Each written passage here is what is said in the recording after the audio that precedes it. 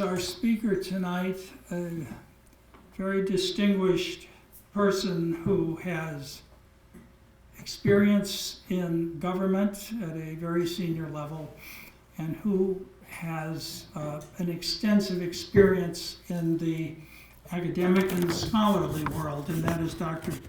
Patrick Cronin, who is currently the Asia Pacific Security Chair at the Hudson Institute.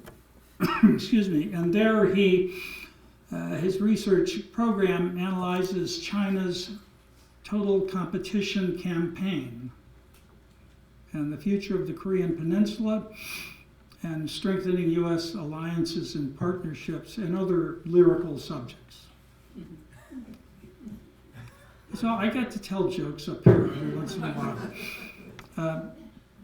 The resume is extensive. I think you have seen it. I'll just say that a while back he was Senior Director of the Institute for National Strategic Studies at the National Defense University, where he simultaneously oversaw the Center for the Study of Chinese Military Affairs. And it was when Patrick was in that position that I first had the pleasure of making his acquaintance. He also served as Director of Studies at the London-based International Institute for Strategic Studies. Dr. Cronin was confirmed by the U.S. Senate to serve in the third ranking position in the U.S. Agency for International Development. He spent 7 years at the National Defense University and received the Army's Meritorious Civilian Service Award upon his departure from NDU. He is a U.S. Naval Reserve Intelligence Officer. He's been a senior analyst at the Center for Naval Analysis, and he's taught everywhere. Georgetown University, Johns Hopkins SAIS, and University of Virginia. His own advanced degrees are from the University of Oxford. And tonight he's going to address us on the topic of total competition, the China challenge in the South China Sea. Please join me in welcoming Dr. Patrick Cronin. Thank you for that. Welcome. It's a great privilege to be here, especially at the Westminster Institute, which is not only an organization that stands for dignity and freedom, but the name embodies the Westminster system of governance. And for me, it's all about our own democratic system, our republic, and the challenges we face from authoritarian institutions around the world that really drive a lot of the work I am doing. The one thing that's different about my current position at Hudson, by the way, that I moved here a year ago to Hudson Institute to take up an endowed chair. So while I've done many things and I'm constantly learning and trying to be sort of ever on the lookout for new ideas, I now get to determine my own agenda. So it's a very nice full-time position, but I'm kept very busy by a wife who's producing lots of books right now, so I have to keep up with her, and I now have a little more latitude to do that. Now, tonight I'm going to talk about what I think is the most consequential, at least state challenge that the United States faces, the People's Republic of China. The Chinese Communist Party, or the CCP, especially under Xi Jinping, is waging a long-term struggle for preeminence across the Indo-Pacific, if not globally. And before detailing what I call total competition, and this is a report that's online at both Hudson and the Center for a New American Security, which published this report that I did with Ryan Newhart because I had won a grant before I walked out the door at CNAS, and so we agreed CNAS will publish the report and I'll write it. This is, first, I want to set some strategic context about U.S. policy very broadly. So the 2017 National Security Strategy of the Trump administration, and I'm not here to make any political sort of views, but just to set it in current policy, it talked about 4 states, 2 major powers and 2 regional powers, are seeking to revise the rules-based system, the international order, largely. And those 2 major powers are, of course, China and Russia, and the 2 regional powers, you all know, are Iran and North Korea. And they keep recurring over and over. This is hardly news, but it is a reminder that these four are all driven by their own independent agendas, and yet they have a couple of things in common in terms of what they're trying to achieve. One of them is that they all, in their own way, are trying to eclipse U.S. power, trying to dismantle the U.S. global alliance network. They may be doing that regionally, but they're chipping away at it. And secondly, they're all trying to change the status quo without triggering a major military response. And so the approaches of these revisionist powers harken back to the immediate post-World War II period. George Kennan, the first director of policy planning at the State Department, writing a top-secret memorandum about the Soviet threat and describing it as political warfare, harnessing all of the instruments of power, short of war. That was how Kennan talked about political warfare. Well, today, these four revisionist states are pursuing their own variations of political warfare. And I want to talk to you about especially the Chinese variant of that, and especially as we apply it to a particular flashpoint in terms of the South China Sea, because it does vary from region to region, whether you're talking about what the Chinese are doing in the Arctic or in Africa or in the South China Sea. It does differ, even if there are similarities about their global approach as well. Now, all four revisionist powers are trying to avoid direct military confrontation with the United States and our allies. But there's one clear distinction among these challengers.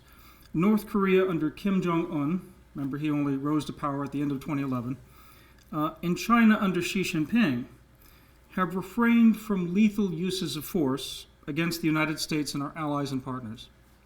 That's in contrast to Russia under Putin and Iran, of course, under the supreme leader Ayatollah Khamenei, who have resorted to deadly proxy and covert conflicts.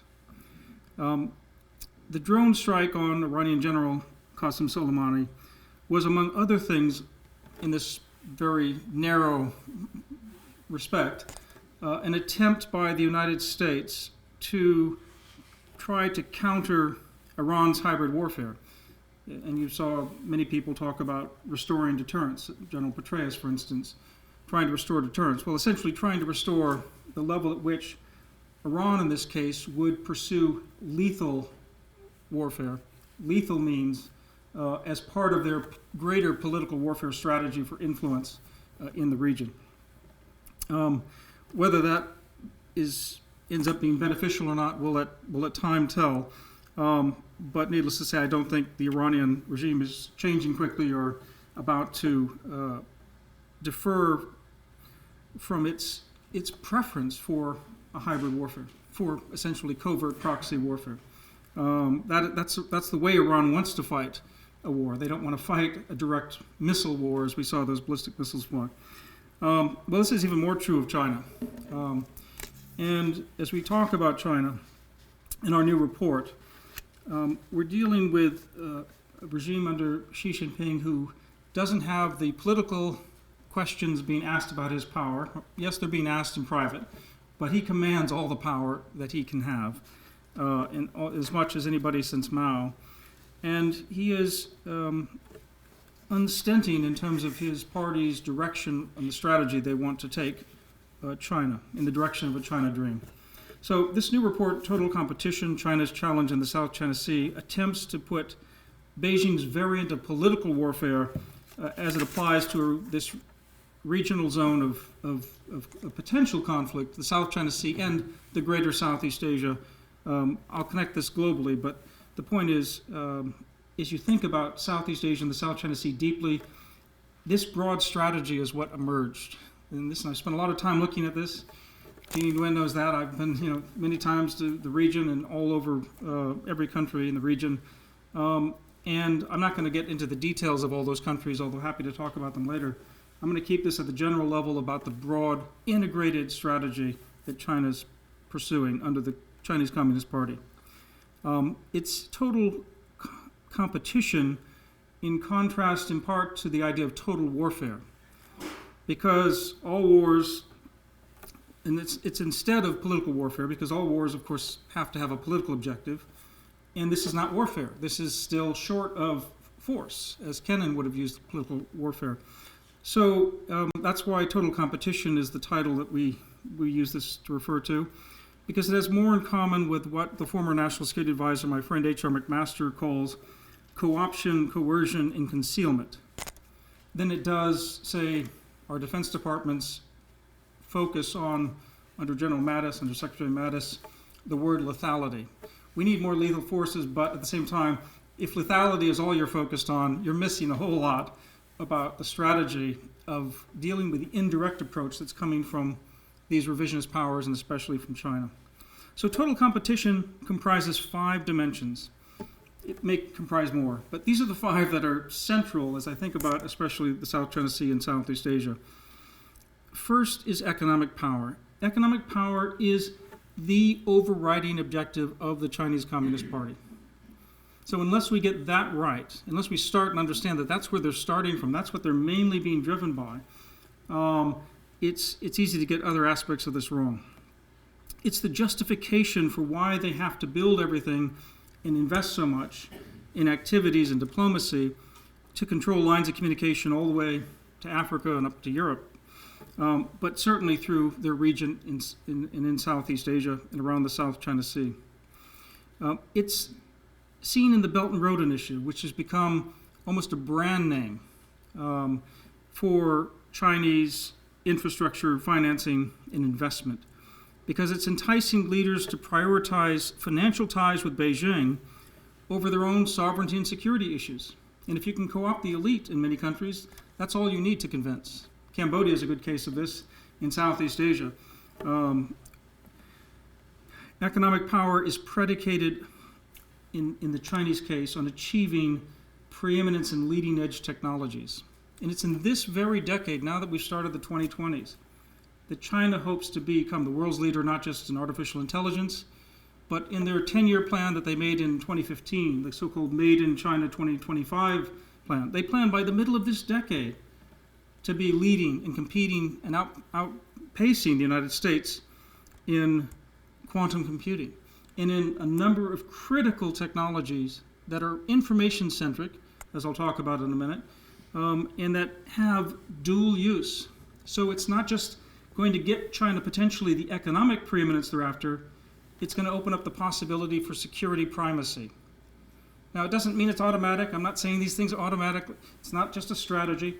But unfortunately, as your capabilities grow and your interests grow, you may change your objectives as well. So intentions can change. So this leading edge technology is sort of at the heart of the economic plan for China.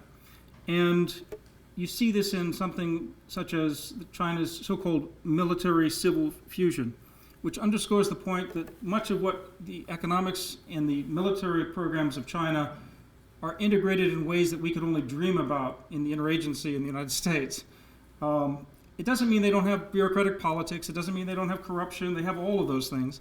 But compared to the United States, and that's really all you have to compare it to, because that's their strategy. It's focused on us. It's focused on the United States. We don't have just a China strategy. We have many strategies. They have a U.S. strategy. And this economic preeminence is the first facet. And when you see it in Southeast Asia, it gives them a huge advantage. They have the interior lines of communication. They're much closer to Southeast Asia physically and geographically than we are. Now, this is being backed up by some other dimensions of this total competition campaign. The next one I would mention, in the South China Sea context in particular, is the legal power, is what they would call, or we call for the Chinese, lawfare, because it's not always just what's legal, it's how you use the law and legal thinking to your political advantage and your strategic advantage. And China is extraordinarily capable at this, or at least they spend a lot of effort on it. China's assertiveness in the South China Sea, from our perspective, is often unlawful, starting with things like the expansive 9-line claim, which Chinese believe gives them historic rights over up to 90% of South China Sea. Other claimant states, Vietnam, Philippines, Malaysia, Brunei, but also Indonesia, which is caught up in this, are seen as much less relevant from a Chinese perspective, and they're pushed around both physically and legally through lawfare. And yet, the Chinese are very sanctimonious when they come to the United States Senate not ratifying the United Nations Convention on the Law of the Sea, which essentially is a constitution for the oceans, as it's been called. But the United States actually follows UNCLOS as a matter of customary law. The Chinese, meanwhile, have ratified UNCLOS, but they don't follow it. So which one is following international law? Which one is following the rules? And you can see this in the 2016 Permanent Court of Arbitration out of The Hague. It's a milestone case, Philippines versus China. Philippines was forced to sort of pursue this case after China muscled their way into Scarborough Shoal in the Philippine Exclusive Economic Zone. And the Philippines was too small to take the Chinese on otherwise, so they took a legal risk. And in 2016, 4 years later, the tribunal ruled and basically sided almost completely with the Philippines, and among other things, saying that the 9-line claim that China hews to as part of these historic rights has no basis, no standing in contemporary international law. It's illegal. And this is clear. But unfortunately, if you can co-opt the new president who moves into Manila, Rodrigo Duterte, you can maybe downplay that Permanent Court of Arbitration ruling. Now, it's not just the legal things that China's doing. And they're spending a lot of effort in Southeast Asia on this legalism. They do it globally in other ways on other issues, from world trade to nuclear weapons to space. But there's been a long-standing effort ever since the 90s, when the Philippines ran into problems with the Chinese in Mischief Reef, to try to create a code of conduct for how the parties of the South China Sea, so-called, how the states would behave in this maritime theater. And for the last 18 years, they've made very little tangible progress on creating this. The Chinese now say they want to finish this by next year, with maybe it's the end of this year, with Vietnam in the chair. They're hoping to coerce the toughest, most nationalistic country in Southeast Asia, in many ways, Vietnam, to buy into their plan.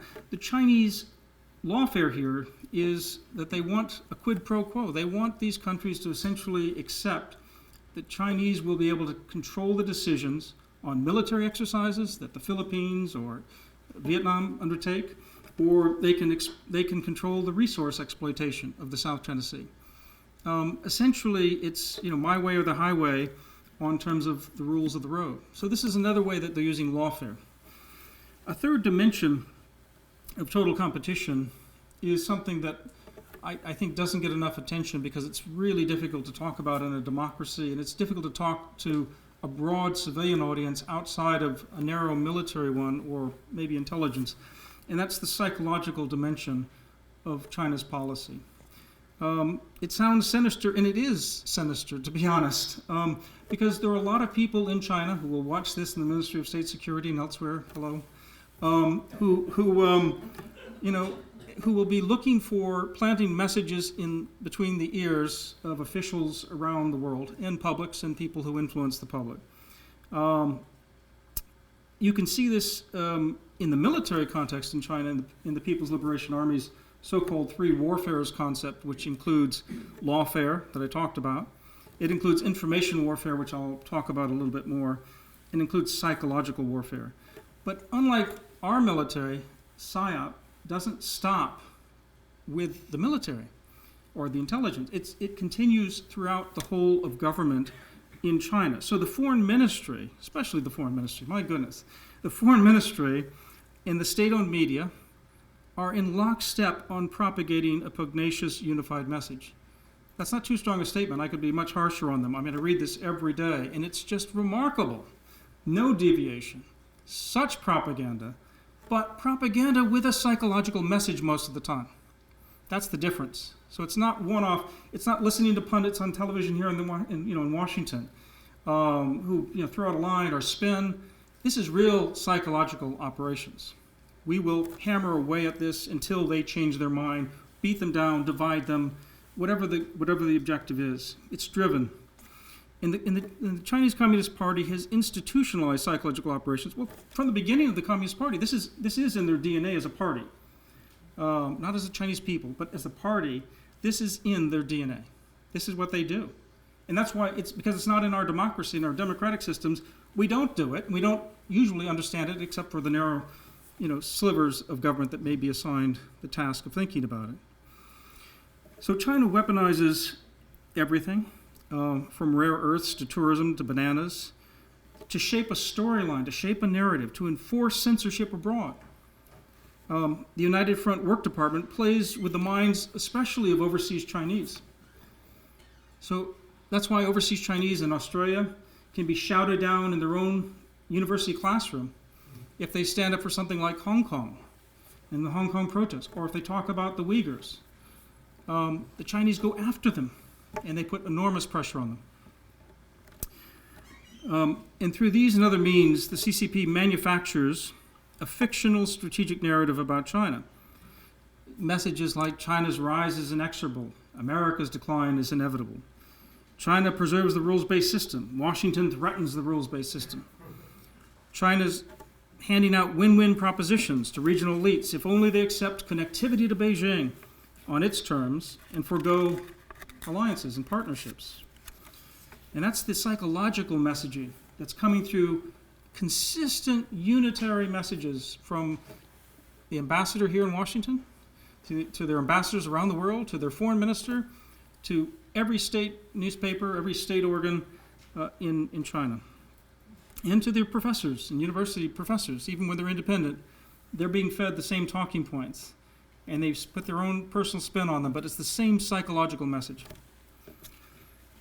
Now, military power is the fourth dimension, and the reason I put it fourth is to emphasize how it's not the first dimension. This is not first and foremost a military confrontation at this point with the PLA and with China. That's too narrow a way to think about this. We may come to blows in a skirmish or a war, but that's not what they're doing. That's not their strategy.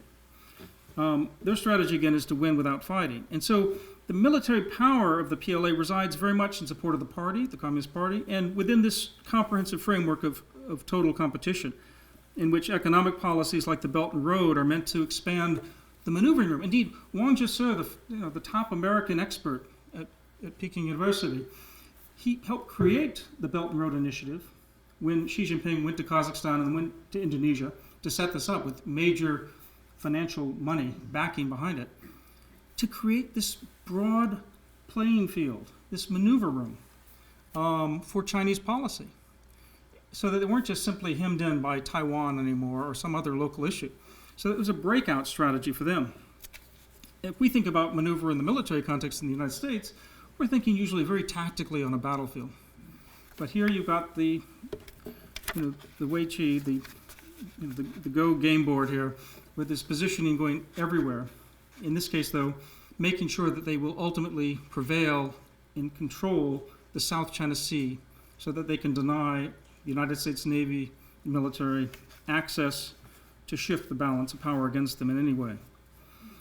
So they're trying to create a defense force that can nullify America's power projection capability. That's what they've been heavily focused on for years, especially since the mid-90s when we sailed 2 aircraft carriers around Taiwan in support of Taiwan after China was rattling the sabers and launching missiles to intimidate Taiwan in their election.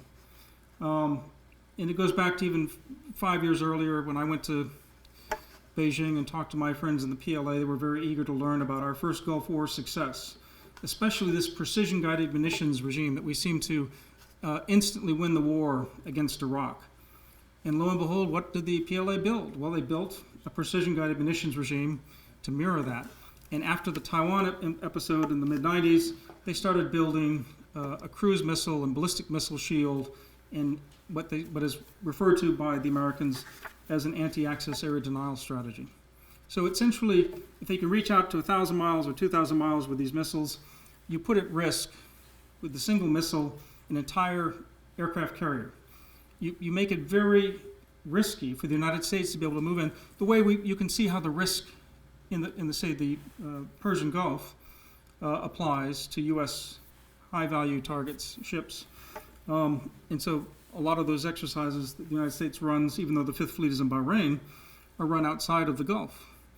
So you have some distance. Well, China would love to move us not just outside of the first island chain, the Philippines, out of the second island chain beyond Guam, all the way back to the United States, the continental United States even.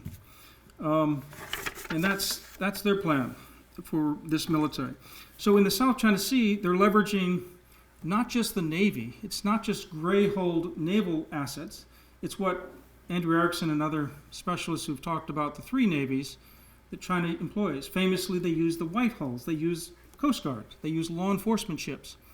It's the biggest and best armed Coast Guard in the world. They are destroyer-sized. So these are basically white-hulled destroyers pushing around very small navies in the South China Sea. Who do you think wins that competition? Why do you think the Philippines went to the Permanent Court of Arbitration to try to challenge the Chinese? And then they don't just stop there. The Chinese have militarized a maritime militia and fishing fleets.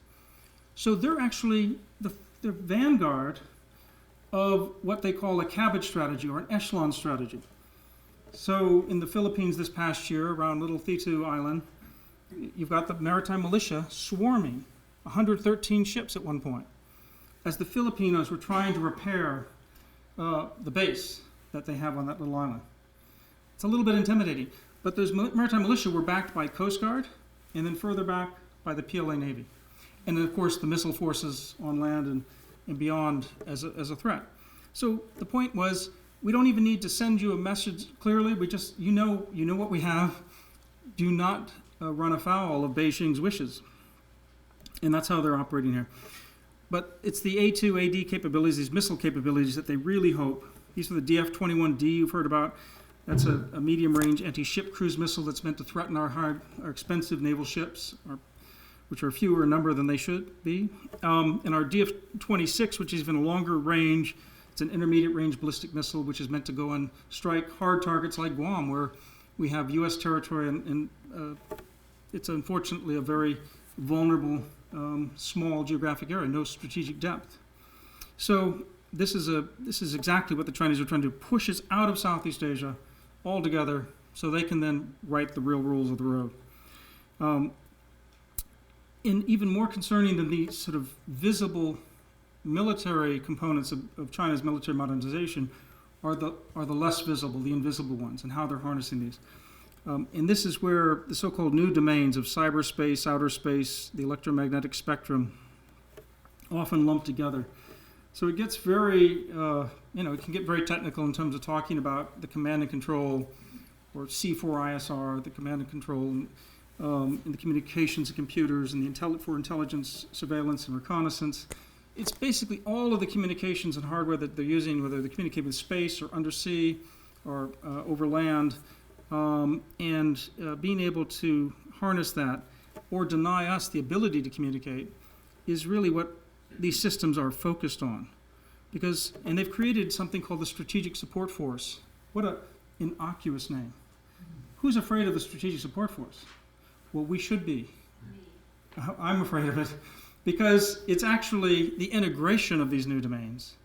We don't do that. Good friend of mine, Andrew Burt, just read a piece in Time magazine saying maybe we need a cyber, department because we don't know who's even in charge of cyberspace. The point is that's too small. I mean, we're already missing the fact that these things are being integrated by the Chinese with a deliberate focus on us as the target, because they want to be able to use artificial intelligence in this decade and beyond, the quantum computing, unmanned systems, and the development of cislunar space between Earth and the Moon to dominate the information space. And they plan to do that by 2035. So over the next 10, 15 years, they hope to really be able to knock us out in terms of psychologically deter us from being a part of this region, or to win a short informationized, as they call it, war, if they have to, mostly to teach us a lesson, not to get into a big war that could risk going nuclear. Again, they don't want a direct military confrontation. They want to win without fighting. They want this to be a political, economic, psychological victory, legal victory from their perspective. They were doing a lot of this also undersea. And unmanned underwater vehicles, submarines, undersea cables, were all the cloud that people talk about for the internet, it will be in space. But right now, it's at the bottom of the sea. All communications that has to travel outside of a continent, so all transoceanic information, all data, 99% of it, travels on these cables. These cables are vulnerable. One was just cut off in Yemen, and they lost all data. But imagine the capabilities of a country like China that's building so many assets to work on the seabed. They're building a colony of artificial intelligence drones on the bottom of the seabed of the South China Sea. Among other things, you will not read much about these things because you get into very sensitive information about it, and the Chinese are not very forthcoming about the potential military uses of these. They're touting them as great scientific achievements for all humanity, but not sharing that data. We can question whether that's going to be really all about humankind. And this is on top of the military outposts that they've built on these artificial island reefs in the Spratly Islands, where they have replicated these sort of C4ISR architectures, this command and control architecture on several of these little islets, because they're talking about information power, and that's really the fifth dimension. It's really the main dimension. It's what's new for the United States and our allies and partners, is that we have to understand that information is not just cyber, it's not just political warfare in terms of information operations, it's not just informationized warfare, it's all of this. It's the entire spectrum. It's big data. That's why they stole our OPM record. That's why they stole my classified sort of records. That's why they're in your computer and my computer. That's why they want your health records. That's why they want to control the e-payment systems and the e-commerce systems in Southeast Asia. They'd love to sell that to Vietnam.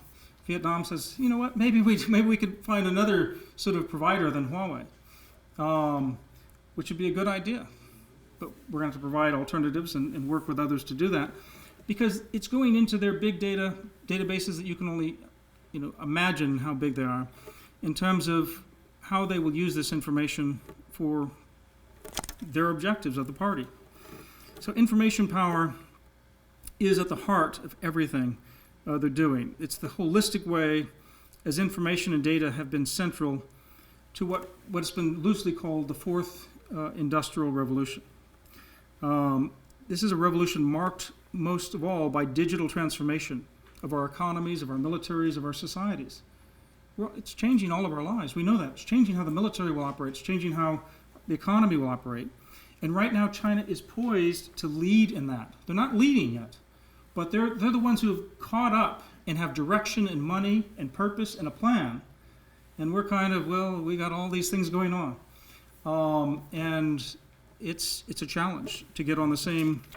But this is what Xi's China dream depends on. It depends on scaling up the exploitation of information and leveraging information superiority. When you get into debates about whether the Communist Party of China will fall in the future or not, will they lose legitimacy, often it centers on their ability to harness information, the surveillance state, to use this, to actually use it to their advantage, not the advantage that we thought in democracies that this kind of technology would be used for. Education, I can watch my nature program anywhere in the world, anytime, it's great. But Chinese can also listen to me through my refrigerator, So it's a strange twist in terms of how do you want to use this technology, and the Chinese have a particular plan. Now we see this in the South China Sea in many ways, and I'm not going to go through this in too much detail. I will note that Admiral Philip Davidson, the commander in U.S. Indo-Pacific Command, as it's been renamed, did testify when he was first confirmed in that position that the South China Sea, in all scenarios short of war, could be controlled by the Chinese. So for the last 2 years, this has been essentially declared U.S. military policy that we know the Chinese could actually control this right now. That was in 2018. Go ahead 10, 15 years, in the case, it's an open and shut case in terms of this. And that's what the Chinese want everybody to believe, that they're unstoppable. I wrote this report in part because they're not unstoppable, and that we can stop them. We can stop them without war, right? We can't stop them without political war. We can't stop them without total competition. All means short of war, and we need a strong military to back it up. But we can stop them on this issue, so that Taiwan can have a democratic election if they want to, and not be put out of business. And Vietnam can grow as we celebrate our 25th anniversary of normalization. The Philippines and their democracy, even under Duterte, can get back to their own values and continue to grow. That we can work with Indonesia, the largest country of Southeast Asia, on a bright future for strategic independence and autonomy, especially when you think about the democracies like Indonesia and the Philippines, who can be leading lights for this region and transform it. Anyway, economic power. I mentioned President Duterte.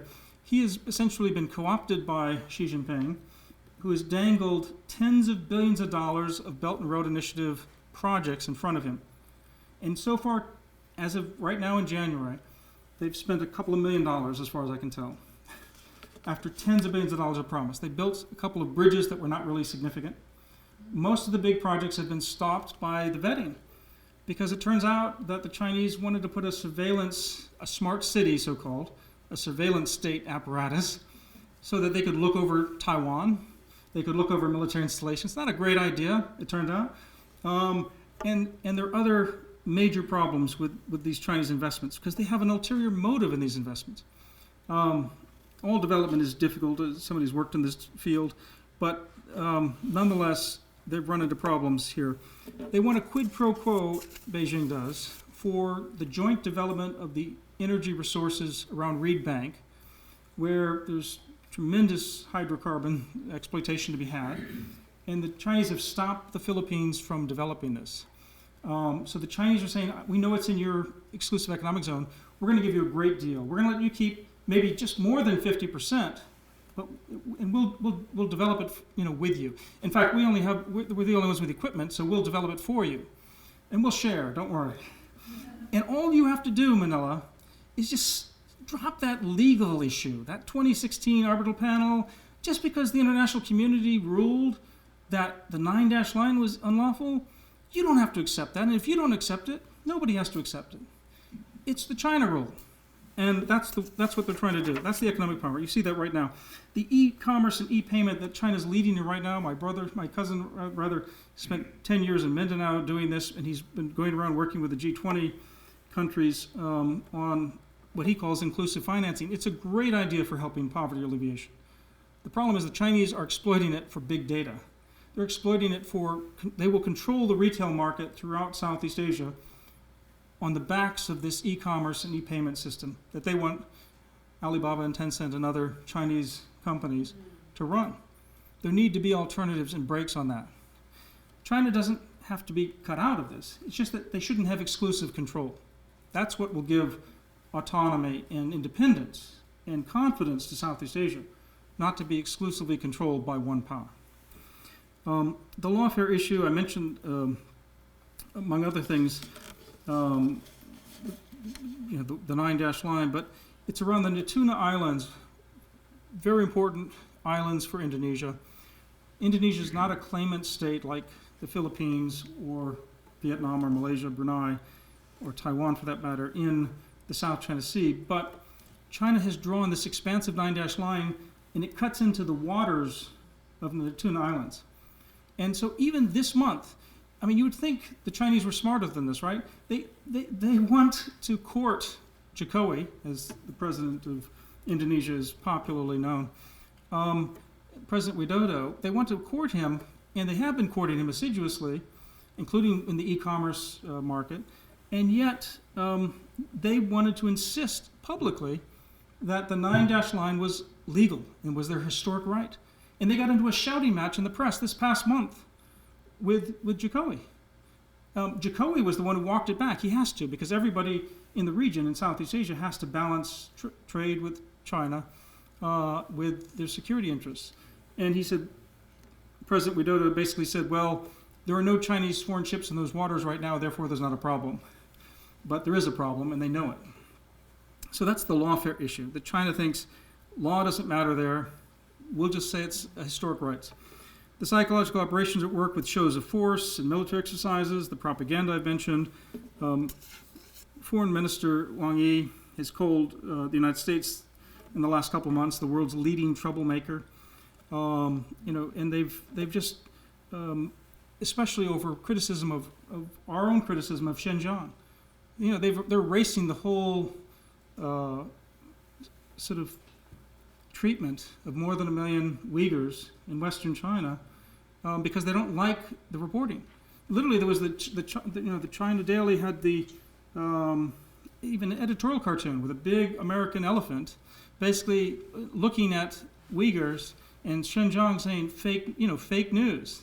It's just rumors. The world's listening to all these rumors, as though these are not facts. They're facts, and the Chinese won't listen to them. And their psychological operations, it's not clear that they're working. I mean, the protesters in Hong Kong had a voice, thank goodness. The voters in Taiwan had a voice. So actually, China's taken a couple of beatings here recently. But they'll be back, don't worry. They have a machine. This is the party. This is the system, and they'll be working on this.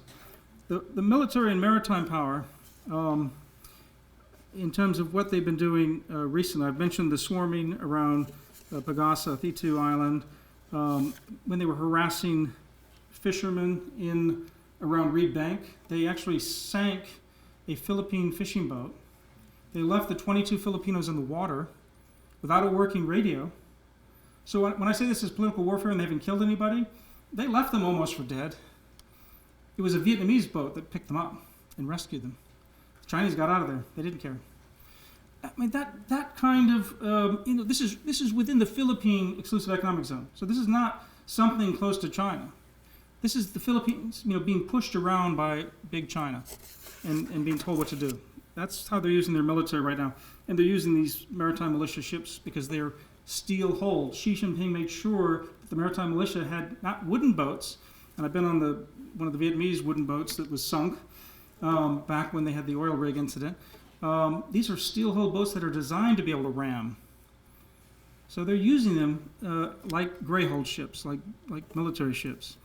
They had a surveying vessel in Vanguard Bank doing extensive continental shelf exploration, looking for hydrocarbons, without Vietnam's permission, which contravenes UNCLOS again. It goes against international law of the sea. But this is how they're using their three navies and their military in general. And then fifthly, the information power. I think here another Philippine case comes up in Southeast Asia when you think about the South China Sea. So Philippines lets China Telecom buy a 40% stake in a telecommunications company that is set up, Dito Telecommunity Corporation. And then last September, the Chinese lobby and successfully get Manila to agree that they can supply all of the Philippine military bases with their telecommunications hardware. This is not happening accidentally, right? This is a design. This is a plan. That's the difference between our system and what's happening here in China. They're actually deliberately doing this. That's why I'm concerned about it. I wouldn't be as concerned if this were literally just a commercial venture and there they were. No, they're doing it because this is part of that plan.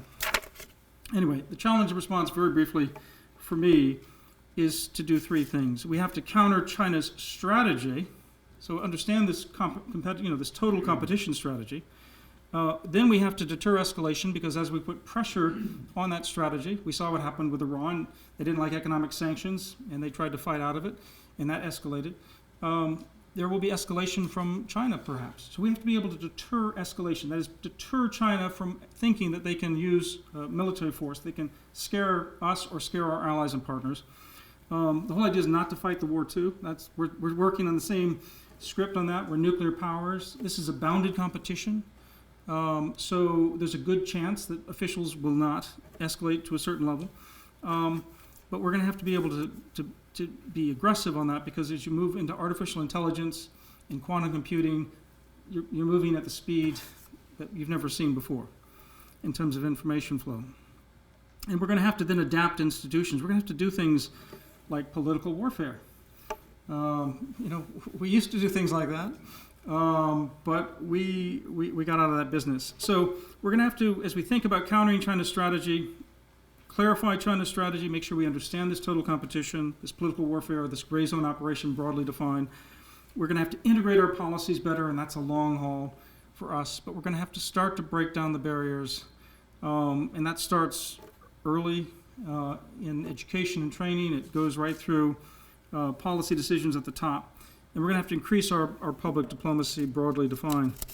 To make the deterrence stick, we're also going to have to make sure we don't lose the ability to compete in these high technologies. Again, the aim, I see it, in South China Sea even, is not to allow the Chinese to have exclusive control. That's an easier objective than, say, I want America to say, have primacy in the South China Sea. That's a harder objective. That's maybe an unrealistic objective from my perspective right now. So let's go for denying China exclusive control, because we're then going with the stream. This is what every neighbor of China actually wants. They want autonomy. They want independence. Nobody, not even Cambodia, not even Hun Sen, really wants to be China's stooge. He can't help himself maybe because he needs the money and the support and can't get away from China. But everybody in outside of China would like autonomy from it. And again, Taiwan, Hong Kong are pretty good examples. We're going to have to preserve crisis management mechanisms and create new ones, because we're going to be in close quarters with China from now on in these regions.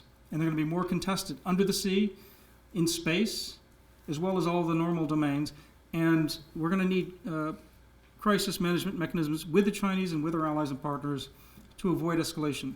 So there are risks involved, but I'm trying to manage these risks at acceptable levels, because again, I'm counting on officials in both Beijing and Washington not wanting to see this go kinetic in a fight, or if it does, it'll be a very contained war. But we have to be ready for that kind of China leap to kind of teach Americans a lesson to get them out, basically. We're trying to prevent that, deter them from that. And we're going to have to be planning for contingencies. There's been a lot of contingency planning going on these days over Taiwan and issues in the South China Sea. To adapt our institutions, we've started at the State Department something called the Global Engagement Center. Few people have heard about it. It's not clear that it is yet of the kind of size that we foresaw when you think about the Chinese challenge. And it was dealing with Russia initially mostly. So it has a long way to go to kind of stand up and be as responsive as we're going to need. We need a 24/7 response to the kind of agile, integrated political warfare machine that I'm describing from China, and that's not yet it, even though they're doing good things on a shoestring, basically. It does go back to George Kennan again. When George Kennan wrote that top secret memo, now I looked at the resources he called for back in 1946 to deal with the Soviet political warfare challenge, which was existential. He said, I need about 6 or 8 people, So we're in a different world, of course, bureaucratically these days. You can't do as much then, but he needed a small group to be able to intellectually take on the ideas at the heart of the Soviet challenge, because it was a battle for ideas in many ways. It got heavily militarized, obviously, especially from the Korean War on, but it was still ultimately won with a battle of ideas. And this China competition is also very much not just about the technology that I'm describing we have to maintain our leadership in, but it's really about the ideas. And that's what we're trying to preserve. We're trying to make sure we don't lose our own ideals and values here. And ultimately, and my last point here is, in addition to adapting our own institutions, it's to remember that we need to lead with our positive problem-solving, cooperation initiatives for others around the region, in the world. They want to hear what we're going to do and be concerned about their interests. They're not going to see this as total competition. They can't. They're too small, essentially. Most of these countries in Southeast Asia, Vietnam may be an exception strategically. Singapore is an exception to think strategically. But most of these countries don't think in those terms. And we shouldn't impose that narrative on them. But we should certainly be bringing them along and understand how they fit in China's strategy, and then talking about how we help them on their terms, and all the way we take care of making sure we're working with the allies and partners who can do something about this China competition. And some of them are outside of Southeast Asia. They're Japan, Australia, and India. They're France and the UK. There are other partners around the world that can also help. You don't want to have neo-colonialism, so you don't want to have just outside powers. We tried that with, CETO is an alliance that failed for the United States back in the Cold War days. But you do want to make sure that you have concentric circles of support to actually achieve the telecommunications or the transportation or the education goals that they have in Indonesia or the Philippines. We've just had the new head of the Development Finance Corporation, which is a great innovation, head off to Vietnam and Indonesia this past week, and to go to Japan as well, because leveraging Japanese development money is a big part of this. And if we can try to mobilize private sector money and coordinate on major projects, we could actually make a difference. We could show the Philippines, we could show Vietnam, we could show Indonesia that we have long-term interest in their development, in their staying power, and that could be the best sort of rebuttal to China's Belt and Road Initiative, to China's heavy-handed political warfare. So I will stop there, and I look forward to your questions and comments. Thank you very much. Firstly, thank you for giving this talk. I have a few comments. I'm a Uyghur myself, originally from East Turkestan. And you focus mostly on the South China Sea issue, but China's doing the same thing into Central Asia. You have them setting up smart cities in Uzbekistan, in Kazakhstan. They're buying off all of these leaders. In fact, this is the same thing that the PRC has done, back in 1949 with the former East Turkestan Republic, saying, "Oh, we're going to come help develop your country and make it beautiful and make you a stronger nation, but you got to play by our rules." And this is where we're at today, where we have, according to the DoD, anywhere from 1 million, possibly 3 million people in concentration camps.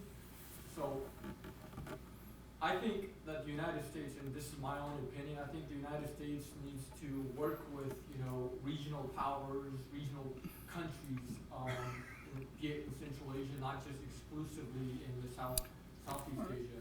I agree, yes. To combat these Chinese threats and to work with, NGOs, human rights organizations, and other peoples like affected in East Turkestan, Tibet, and to push back against China, because the Chinese, they're not going to stop at just with the Southeast Asia now. If they're going to take over Southeast Asia, you bet they're going to come after the United States and even Europe in the next, if not this century, the next century. Well, again, thank you very much. I mean, I agree. This report was sort of started with the Smith-Richardson Foundation grant, where I said I was going to talk about the South China Sea. So that's why the report ended up being focused on that. But it wasn't just off the top of my head that I thought the South China Sea was a problem.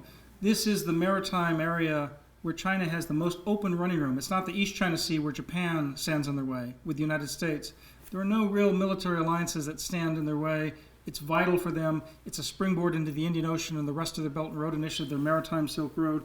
So that's why it deserves some focus. But by all means, it's a global issue for the U.S. to think about the China challenge.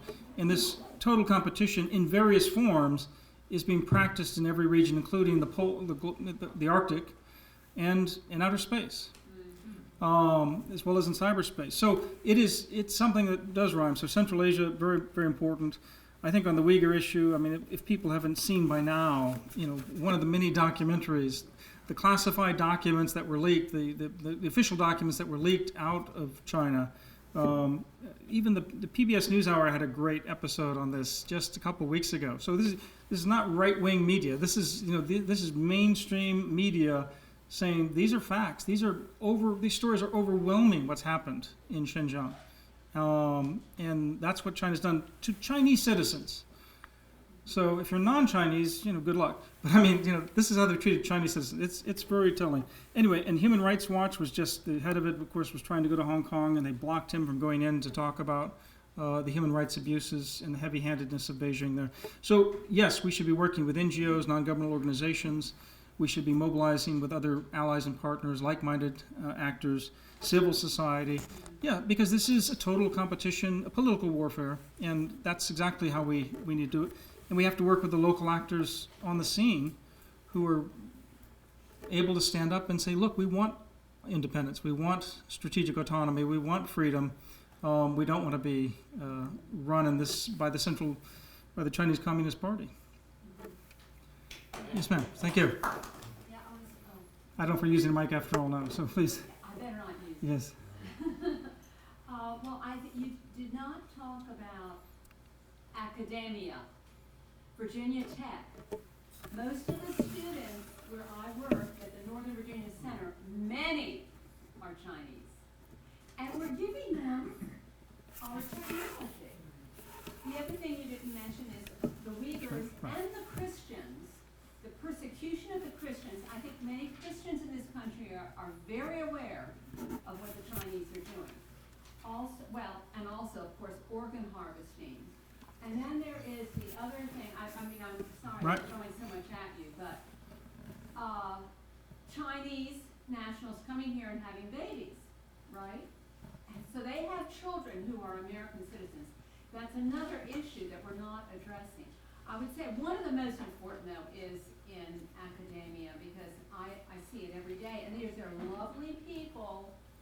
It's not the people, it's the party and what they're doing to co-opt these. Because they have family back in China, and they get to come here and study with the best minds in the world, with our AI, with the cybersecurity stuff, but they have to return to China Yes. because they have families there. So anyway, that's not to say about that. I'm No, sorry, Bill. no. But I'm monopolizing, I apologize.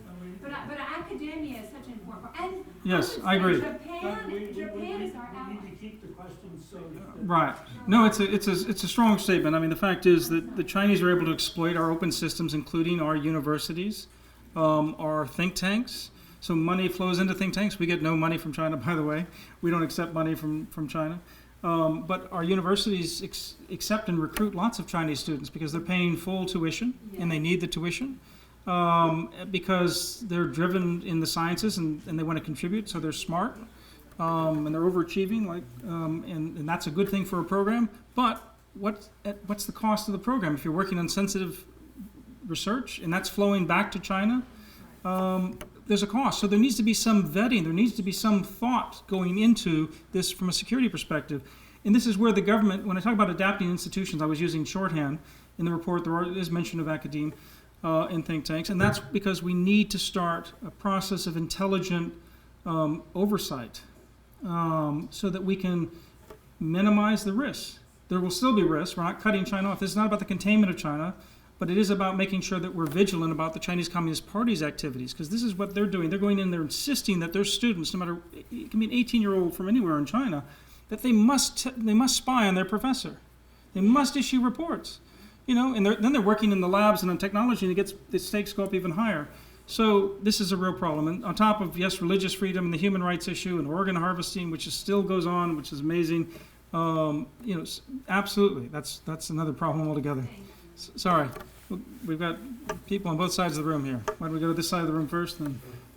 Thanks. Well, my really important question is, when is the White House going to appoint you to be the leader of an organizer of the struggle against China? Well, yes. My specific questions are, what more can we do in a couple areas? What more can we do to arm Taiwan? Yep. What more can we do to involve Taiwan diplomatically, not just bilaterally, but in international groupings such as the OECD, formally or informally, arms supplier clubs, technology control clubs, and so forth. What more can we do to reconstitute an equivalent of the TPP, which we foolishly pulled out of, or rejoin it if Trump is probably reelected? And what more can we do to involve the majority of Hong Kong, partially represented in the LegCo, in these kinds of Western clubs and institutions? That's a handful, and perhaps I should leave it at that. Well, and I think you've done a great service. You've helped illustrate some of the things that we need to be doing and more vigorously with others and with allies and partners to try to address those issues. Each one of them is extraordinarily complicated. I don't have all the answers. I'm not here to tell you I know all the answers. I've thought about all those issues, but there are a lot of people who need to be brought into a discussion. So even on Taiwan issue, Randy Schreiber is an expert on Taiwan. He's just left the Pentagon as the Assistant Secretary of Defense for Indo-Pacific. He's a Mandarin speaker. He's long thought about the Taiwan issue. He's now the chairman of the 2049, which is, of course, the centennial of the Communist Party of China, and it's driven by that agenda looking at China. Over at 2049, you'll see reports in a great book by Ian Easton on Taiwan scenarios. So they have many ideas on their website about how to strengthen the security. What I would say, though, is to make sure we're doing it and understand that Tsai Ing-wen, the Taiwan people who just voted to kind of push back on China in many ways, they need cybersecurity. They need security against psychological pressure. We know China is going to go back and start to pick off the last 15 countries that recognize Taiwan. So that's been taking a toll, because if you're the Republic of China, ROC, if that's your identity, you feel like, well, if only 15 countries now recognize me, what about if it's 10 next year? And so that's psychological. And the young people in Taiwan wanting to work on the mainland, those things have started to change. And that's where the southbound policy is how we're doing it. So Taiwan southbound policy, working in Vietnam, working in Indonesia, that's their future economy. They need to divest from the mainland and not be overly dependent. That's the recipe for most of the neighbors. They need to be not overly dependent on the Chinese Communist Party of China. Overdependence is what will allow the CCP to kind of get their claws in. But if they have to vie with a lot of competition, okay, we can have the Chinese there, but we're all working on different agendas here. But we have to have a positive agenda to work on. That's why your mention of the something to replace the Trans-Pacific Partnership as a regional trading plan.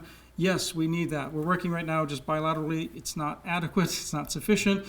But give the administration some credit in terms of wanting to shake things up in terms of a level playing field on trade with China, which has been exploiting the open rules of the World Trade Organization. So you sometimes have to do something disruptive before you can get to the kind of constructive work. So creative destruction may be a place. I hope there's a strategy there, but we need to do more on those issues. We finally have, through the BUILD Act, through the Asia Reassurance Initiative, some financing to start to spend on some of these things. That's why I mentioned Adam Bowler, who's the new CEO of the Development Finance Corporation, working with development agencies, working with the Japanese JBIC, working with private sector to try to mobilize some big projects and show that we're going to be building things that really matter. So those are just touching the surface of some really tough policy questions, but that's where the policy needs to be gravitating. And those are not going to be done just within USAID or state or just in DOD. They're going to have to be done across our government with allies and partners. That's the new challenge here. So you've been waiting in the back. Thanks so much. So it's great to see Westminster and Hudson together, just fabulous organizations, great minds. And you had mentioned in your talk several times, getting back to the maritime aspect of this, the UN Law of the Sea. Rather contentious, so I wasn't sure where your report stood on that. I just picked up my phone, Googled Law of the Sea, just curious who had, who hadn't. And it seems that the United States, Iran, and North Korea are amongst the few countries that haven't necessarily ratified that. So are you advocating that the U.S. should ratify that? And if you are, why? And if you're not, why not? Well, I have said in the past that I think the U.S. should ratify it, but I don't think that's the issue for us. We're adhering to UNCLOS as a matter of customary law. And so as a result of that, it is the law. It is the law that the United States respects and we uphold. There are only a couple of provisions on seabeds that we're still been very contentious and concerned about, and that implications. And I recognize those get into very detailed issues. And they do have big implications for some of our territorial holdings in the Pacific. So that's why it's a complicated issue. But the reality is, unlike China on Permanent Court of Arbitration, on Vanguard Bank in terms of their exploration, we're actually trying to uphold UNCLOS as a matter of practice in the South China Sea and in East China Sea and other maritime areas. So, Do you think it would be easier to uphold it if we were parties to the treaty? I mean, it's a home goal for the Chinese just to point their fingers at us and say, yes, ratify the damn treaty. And yes, that's why we should ratify it. But let's recognize that's a Senate process. So the executive branch is basically making the day-to-day policy. And executive branch after executive branch, regardless of party, is adhered to international law. So that's, but yes, I agree, but if it's not going to happen and I can't get those votes, let me work on something that I can actually achieve right now. So that's why I'm working on mostly, beyond that issue. At different inflection points in the future, it may be an opportunity. I don't think it is right now. Yes, ma'am. Oh, in the middle. I'm Cynthia Farhat. I'm a fellow at the Middle East Forum, and I want to thank you very much. This was very informative. Louder, please. Okay, I can repeat the question too. China, I've been reading reports that now it has a colony in Pakistan under the guise of building the infrastructure, and they even at one point had their own police force over there. They had to remove it after terrorist attacks against the Chinese embassy. The people there were getting agitated by saying Chinese police. So this is being done under the guise of infrastructure, but what is behind that layer, in your opinion? Thank you. Well, this is very much driven by two big things. I mean, one of them is the Silk Road idea. This is the Pakistan-China economic corridor, but it's also geostrategy in terms of containing India and providing the so-called string of pearls, ability for China to create the control over the lines of communication both at sea and on land over critical resource areas. They have spent or promised tens of billions of dollars to Pakistan. Pakistan's had real concerns about China now. But having dealt with Pakistan on development, and the U.S. had a major failure under the Obama administration when we promised to build an energy grid. It never came to pass. That's what I don't want to see happen in the Pacific Islands, where the United States and Japan and Australia have stood up and said, even small places, but they're strategically important, like Papua New Guinea, we're going to help them build something significant. We have to follow through. The Chinese, though, have decided to build this through restive Baluchistan, not a great piece of real estate. That's why the Chinese needed to have all the security there as well. They literally are at risk of terrorism and political violence. So they have some reason. That's not the only thing they'll do. They'll use it still as a forward military operating base in the future if they can, because these civilian bases, whether it's in Sri Lanka or whether it's in Djibouti now, become military platforms. And Djibouti is their first overseas base. Even though they still forswear overseas bases, that's where their main operating is, sort of for officials. But they've got big problems in Pakistan. In some ways, I don't mind if they waste all their money in Pakistan, because it's not going to succeed. I mean, if you look at Gwadar Port and what's actually been built, there are problems, major problems. And the Chinese are having second thoughts, and some of the financing that they had a couple of years ago has dried up a bit. So there are challenges. China's overextended in some of these ways. The other thing about Pakistan and a lot of these engineering projects, infrastructure projects, is this was a cheap way for China to export, surplus workers and supplies. And again, that's changed as well to some extent. So there's a certain wariness around the world. There's something called the Blue Dot Network that the United States has stood up now with other partners that tries to provide a good housekeeping seal of approval on major development projects out of the Belt and Road Initiative. It's just getting started as of last fall, but it will be able to provide another kind of spotlight on what is happening with some of these developments. And something like Pakistan, where there's a heavy security component to it, and there's tens of billions of dollars floating around in a restive region, it causes a lot of people to watch that one closely. Of course, yes, Bonnie. Thank you very much. When I came back from my first 15 years in China in the early 2000s, it was with a grandiose idea to warn this country about China, which sounds delusional. And there was very little appetite for it. When I ran for Congress in 2012 in a Virginia district south of here, it was to warn about China, and there was very little appetite for it because obviously the business world was interested in exploiting China for its own needs, and I'm fully in favor of making money, but at our own peril. One thing that I would like to say is I've really appreciated your remarks and for what it's worth, agree with you on everything except one thing. I think we need to say that we do want to contain not China, but the Chinese Communist Party. I think we have to take that step publicly and say it. And I think we have enough evidence behind us of bad faith and bad behavior on the CCP's part to, if we cannot say it at a government level, at least say it at an organizational level, at least say it at an academic level. One of the small fights that I had with the State Department several years ago was on the issue of Chinese visas to students, and I fully understand and support what you've said. And it's wrong to think that all of those students, and this is a hard thing to talk about in America, because it harkens back to another period that wasn't very nice. But it's wrong to think that all of those Chinese students are just poor little students. No, right. Who are victims of the bad CCP when they go home and their parents are being held hostage if they don't produce reports on what's going on here. A large percentage of those students are CCP members themselves and are members of the Communist Youth League and have been the whole time. The average number for CCP members is not quite 6% of the population.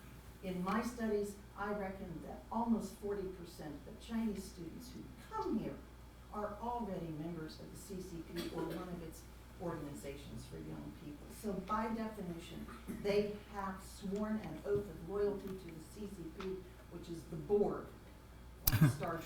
Right? It's the board. Well, yeah. And I think we need to monitor those visa applications. I think we need to monitor them much more closely because that's the grassroots level and the 1,000 Talents program. Right. In the 1,000 Talents program, absolutely, no. So these are all good points. I mean, and I think in the report you'll find a pretty pugnacious sort of response to the Chinese Communist Party in general. The reason I don't use the word containment is because our enemies use it against us. And our adversaries use it, and our competitors use it. Russia, just this last week. America is trying to contain the Chinese. No, we're not trying to contain the Chinese. We just signed a major trade agreement with the Chinese. But on the Chinese Communist Party, we need institutions that can effectively contain it. So I agree with you, but I just don't want that to be our declaratory policy because it'll confuse our friends around the world to think that we're looking for a fight and we're just confrontational. We don't have a strategy.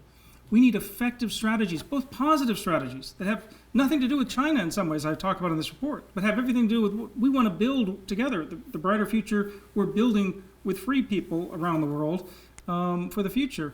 And that would be a good counterpoint. But then, yes, we need an offense. We need an offense and a defense broadly defined across our institutions to be able to deal with that. And you're right about there's a large number of students who are co-opted well before they get here by the Chinese Communist Party because there's a career path, because they believe, because they have no choice, a lot of reasons. But even so, even if it's 40%, that means 60% of those coming over are literally just victims of that system when they come over. So that's still a lot of, since there's so many Chinese students. But you're right, it is a major problem. We're starting to wake up to it. We need institutions now to be able to vet and follow through and to make some tough judgments on universities, which are private. It's one thing to do state universities. It's a little easier to have control over state institutions. It's harder when you get into private universities. And I'm just reading the new Council on Foreign Relations report. It's, we're going to engage China, and Kissinger's involved in it. And, I grew up on Kissinger. I mean, Kissinger is a great hero to me, but I think now we're in a different period, and we need to recognize that. And I think there's generally a consensus that the China challenge is here to stay and that we have to deal with it. There's not a consensus over what exactly to do about it. Are we decoupling? Are we disentangling? Are we containing? Are we confronting? Where? How? To what extent? And how much risk do we want to accept to our economy, to our allies and partners?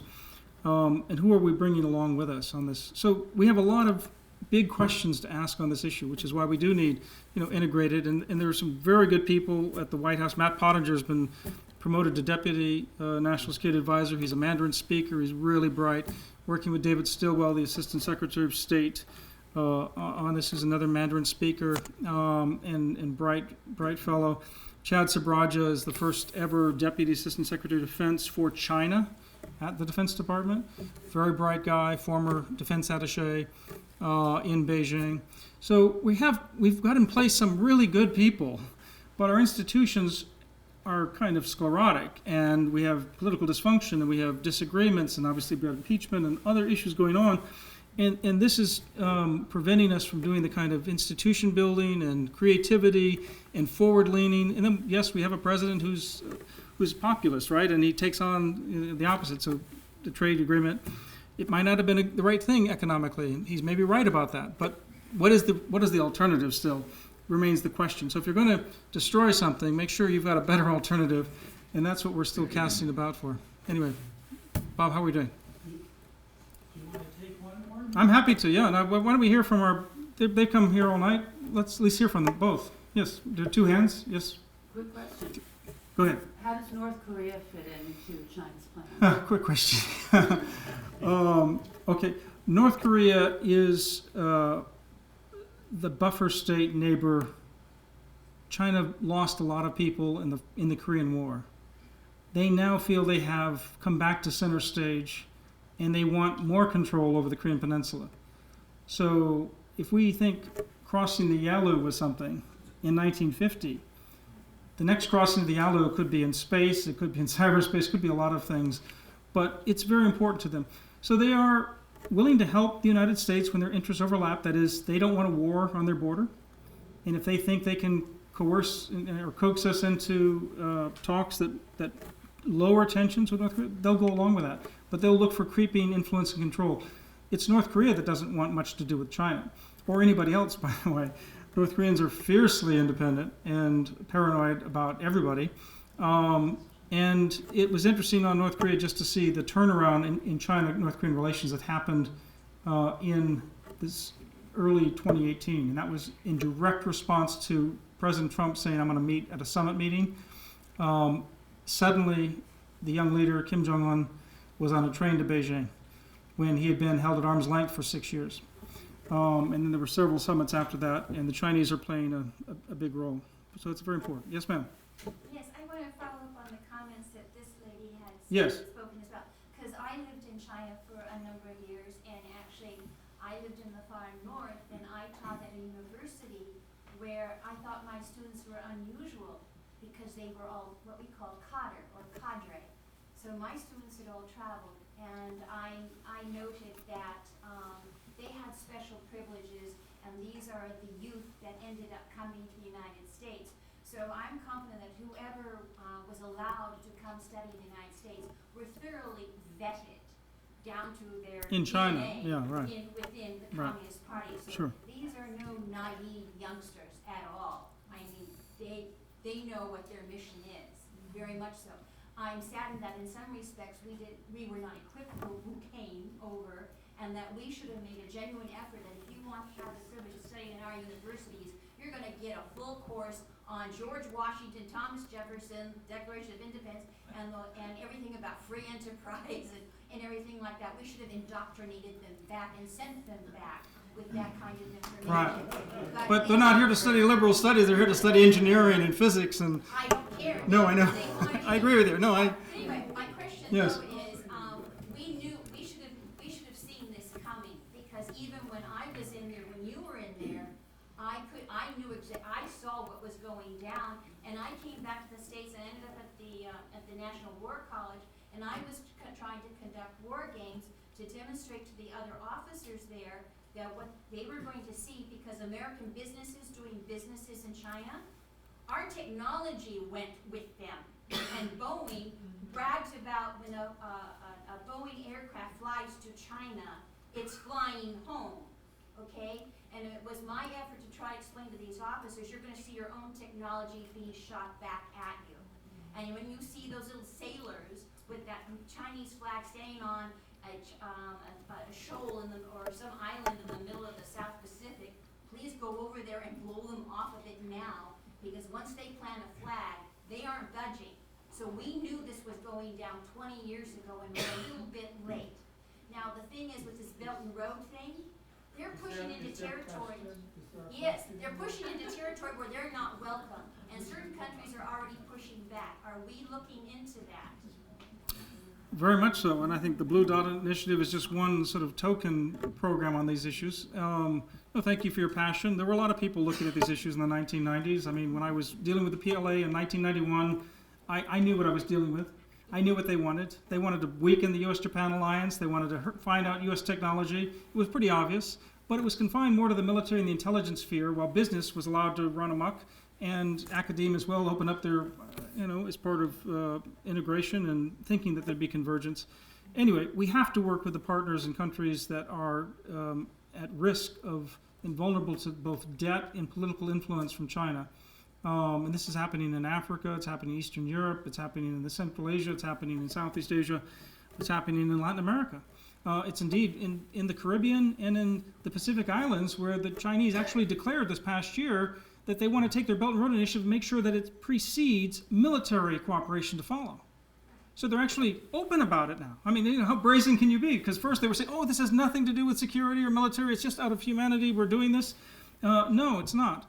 So there are huge opportunities, but we're going to have to be strategic about it. We have to attack the strategy, and what I'm focusing here is on the strategy and making sure that we then figure out what are the biggest vulnerabilities that we have to focus on and can focus on, and what are the most positive things we can do as well that just strengthen our own sort of influence in a positive way, working with others. So we have a lot of things to do, but we can do it. We can mobile. We have tremendous intellectual capital. We have tremendous technology, education, and we have allies. We have partners. Let's build them. Let's work together and harness these resources. That's why I don't spend most of my time attacking people I may disagree with. I spend more of my time thinking, how do we move forward? Because we're in an inflection point. Again, we're at the fourth industrial revolution. We're still in the nascent stages of this fourth industrial revolution that is mostly digital, and it's going to transform our lives, our societies, our militaries. China's now invested all of these people and money and technologies in a plan. What's our response? It's not war, but it has to be a total competition that can compete ahead of these things. So I think we're out of Okay. time. Thank you very much.